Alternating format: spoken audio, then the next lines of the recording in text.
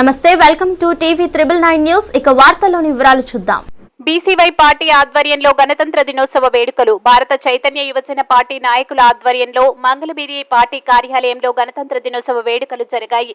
ఎంతో మంది త్యాగమూర్తులు ఫలితంగా బ్రిటిష్ వారి నుండి భారతదేశం ప్రజలు విముక్తి పొంది ప్రజాస్వామ్యం ఏర్పాటు చేసుకున్నారని బీసీవై పార్టీ నాయకులు కాకు మల్లికార్జున యాదవ్ అన్నారు. ఈ కార్యక్రమంలో బీసీవై పార్టీ నాయకులు వేణుగోపాల్ రెడ్డి, కార్యకర్తలు తదితరులు పాల్గొన్నారు. ఎందరో త్యాగదనుల ఫలితం ఫలం మన స్వతంత్రం.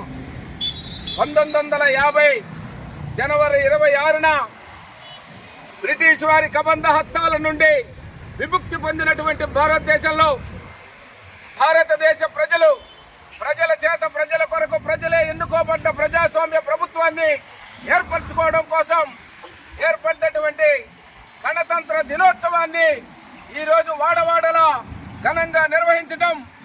అదే సందర్భంలో భారత చైతన్య యువజన పార్టీ జాతీయ కార్యాలయం ముందు ఈరోజు జాతీయ జెండాని ఎగురవేసి భరతమాతని స్మరించుకుంటూ, త్యాగదనుల్ని స్పృశించుకుంటూ, వాళ్ళందరికీ కూడా కనువైనటువంటి నివాళులర్పిస్తూ భారతదేశ ప్రజలందరికీ, తెలుగు రాష్ట్రాల ప్రజలందరికీ కూడా 75వ గణతంత్ర దినోత్సవ శుభాకాంక్షలు తెలియజేస్తుంది భారత చైతన్య యువజన పార్టీ.